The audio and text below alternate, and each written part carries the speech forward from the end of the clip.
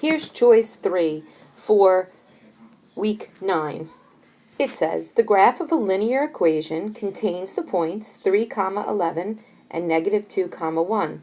What is another point that lies on the graph? In order to do this, I have to work backwards. I have points, so I need to find out what is the slope. To find the slope, I'm going to use my formula. Slope equals y minus y over x minus x. And the reason I can do that is because I have 2 points. I'm going to write in my points. 11 minus 1 over 3 minus a minus 2.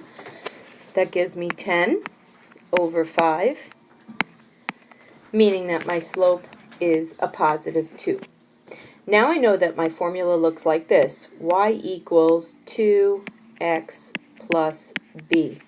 I also need to figure out what is the b. In order to do that, I again go back and I can either choose this point or this point and plug them into my formula. So I can take this and I'm going to plug it in here. My y is 11, my x is a 3, and my b is what I'm solving for or trying to figure out. 2 times 3 is 6 equals 11 plus b. I subtract 6 from both sides. That gives me that b is equal to 5. So the equation of my line is y equals 2x plus 5. It's asking me to show another point on the graph. Or I can take the easy way out and I could say, well, 5 is a point on the graph. That's the y-intercept. So another point on the graph would be 0, 5. I can also just substitute. I'm going to figure out what is y when x is 1.